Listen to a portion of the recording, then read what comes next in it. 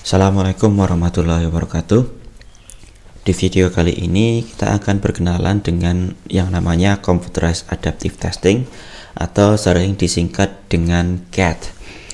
Nah, dalam testing atau dalam pengetesan ada beberapa model alat tes yang digunakan. Nah, kalau di Indonesia memang yang paling populer adalah paper and pencil test, yaitu dengan menggunakan lembar soal, lembar jawaban, dan dikerjakan dengan pensil atau pulpen secara manual gitu kan.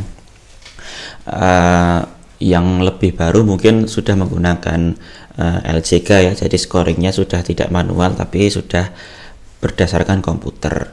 Nah, ada lagi model lain yaitu computer based test. Nah, computer based test itu sebenarnya hanya memindahkan media yang tadinya dengan kertas itu menjadi medianya dengan komputer. Nah, karena medianya dengan komputer, kita juga bisa langsung tahu hasilnya. Tapi secara umum tesnya itu sama, Mungkin bisa dilakukan pengacakan soal di komputer, tapi kontennya juga sama saja dengan ketika menggunakan paper and pencil test. Nah, ada satu lagi pengembangan dari computer based test yang ini lebih adaptif, itu namanya computerized adaptive testing. Nah, jadi computerized adaptive testing itu dia ingin menjawab berbagai masalah pengetesan dengan tes tradisional. Kalau kita menggunakan tes tradisional, semua item itu harus disajikan. Jadi kalau kita punya tes kecerdasan, ada 50 item, 50 butir. 50 butir itu harus diberikan semuanya. Nah, ini memiliki kelemahan. Yang pertama adalah boros waktu.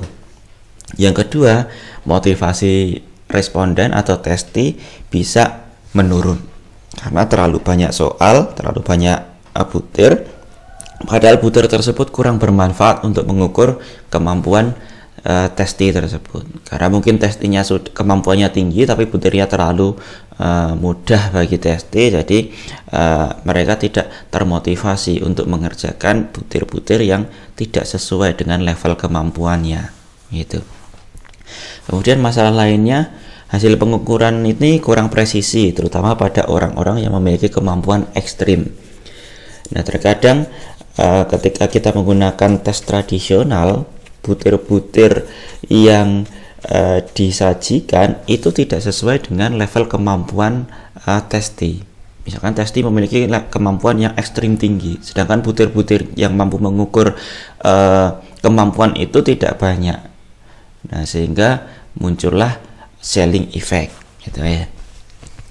Jadi butir-butir yang ada itu tidak mampu membedakan orang dengan kemampuan tinggi tersebut.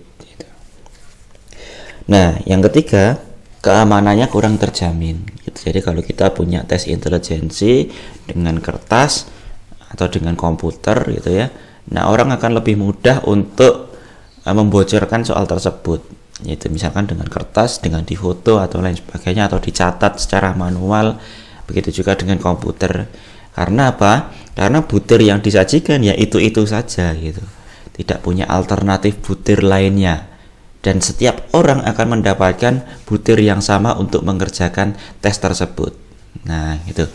Nah, untuk mengatasi masalah dengan tes tradisional ini, muncullah computerized adaptive testing.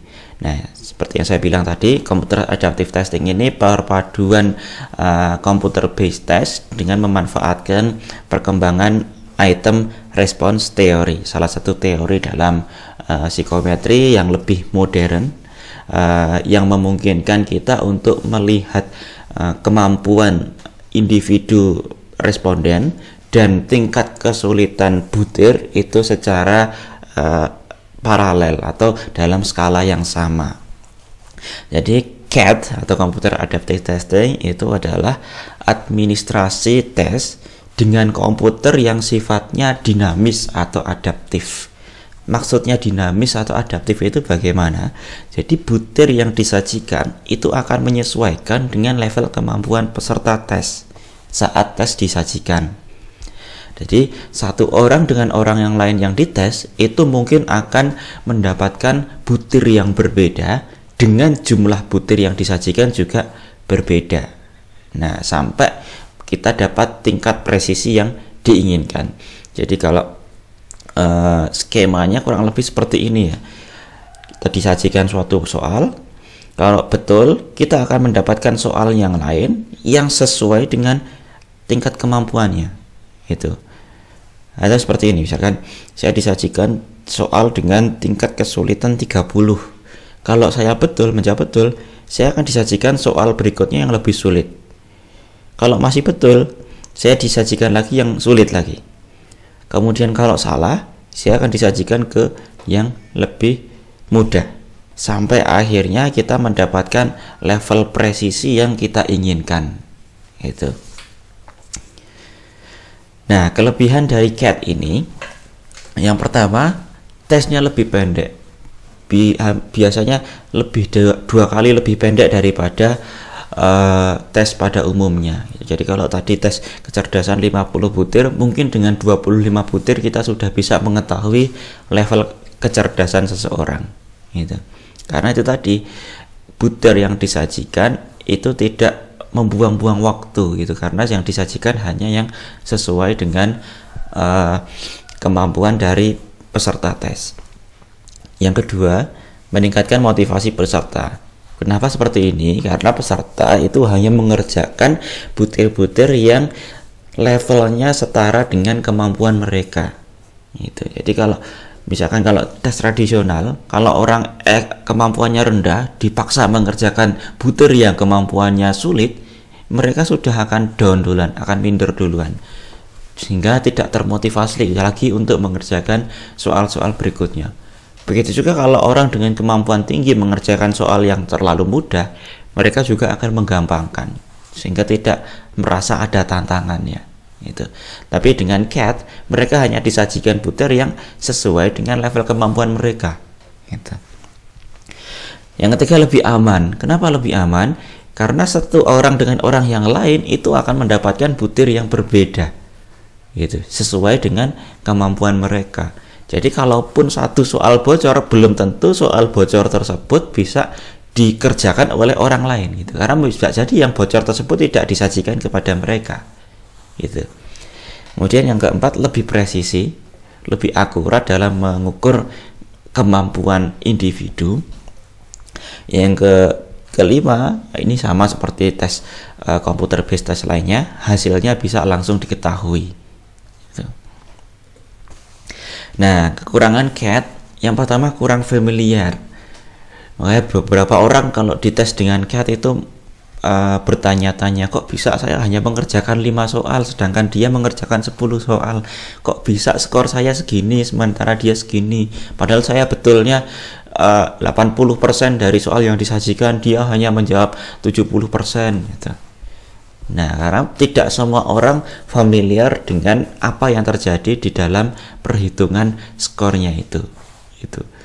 Menjawab lebih banyak soal belum tentu level kemampuannya lebih tinggi dibandingkan yang menjawab sedikit soal.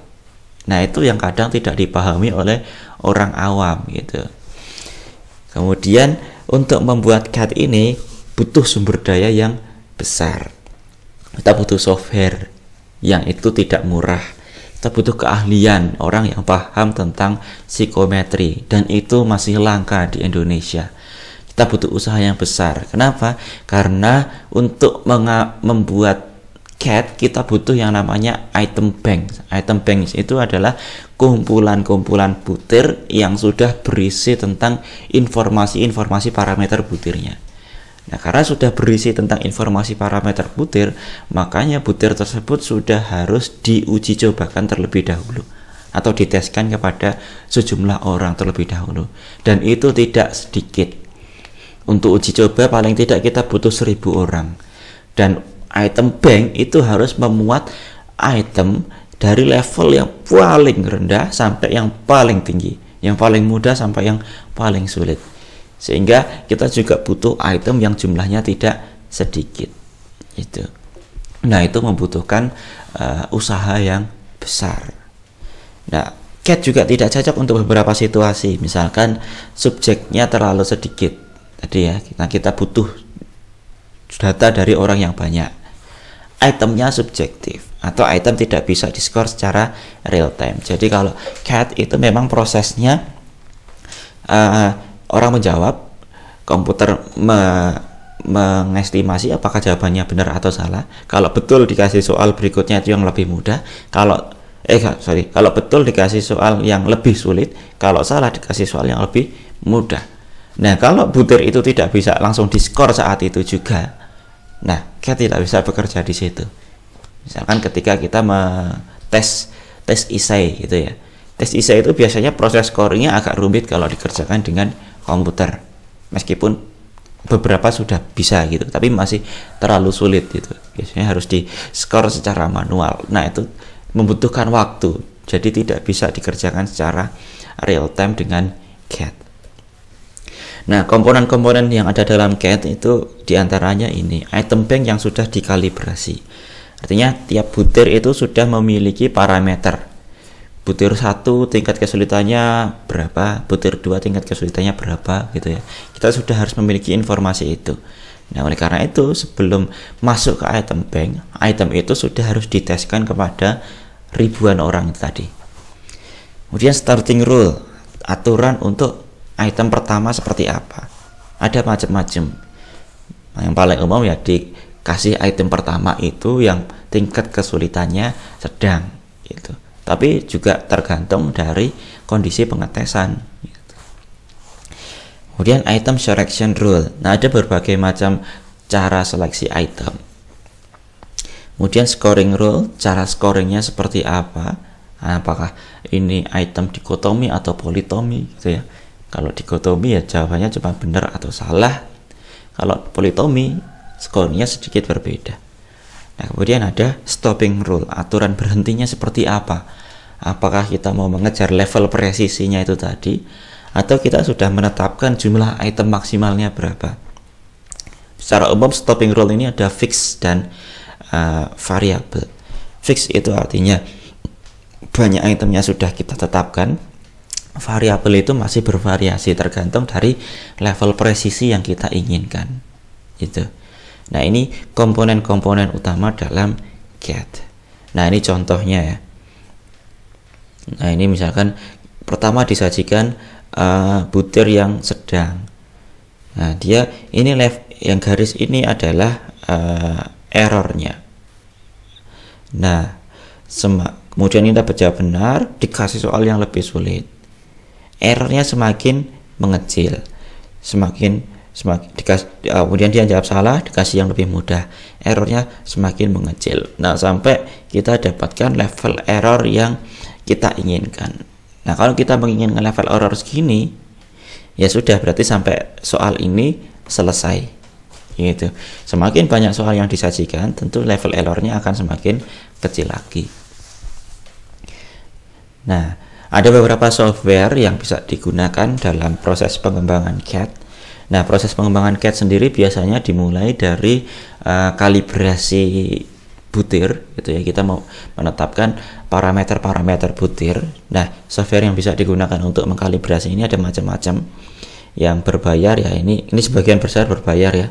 Ada WinStep untuk model RAS saja, RAS model atau satu parameter. Excalibre, IRT parameter, Geometric. Nah, ini yang masih freeware, ini gratis dan mudah juga digunakan. Ada juga Bilog.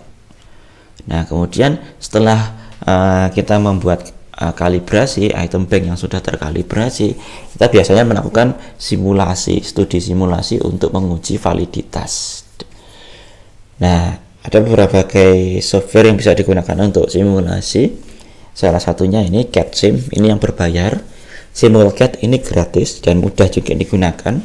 Firestar ini biasanya untuk rating scale atau butir-butir yang seperti skala Likert gitu ya. Nah, untuk menyajikan CAT-nya sendiri ada beberapa platform yang dapat digunakan. Yang pertama ini FastTest, ini jelas paling lengkap, tapi ini juga berbayar. Ada Concerto, ini yang dikembangkan oleh Cambridge University. Ini basisnya internet, jadi kita mengerjakannya secara online. dan ini gratis. Ada juga OSCAD, sama mirip seperti Concerto, ini juga gratis gitu. Nah, tapi memang untuk menginstal platform ini pun tidak mudah, perlu pemahaman terkait dengan komputer dan internet yang cukup besar. Nah, seperti itu CAD, perkenalan Computer Adaptive Testing, dan ini masih sangat-sangat langka di Indonesia. Setahu saya di Indonesia yang sudah pakai ini baru di TNI dan di PLN untuk seleksi ataupun untuk promosi gitu ya. Yang lainnya masih baru mencoba meraba-raba karena memang pengembangannya butuh sumber daya yang besar tadi itu. Nah, itu saja perkenalan singkat kita dengan CAD. Semoga bermanfaat. Assalamualaikum warahmatullahi wabarakatuh.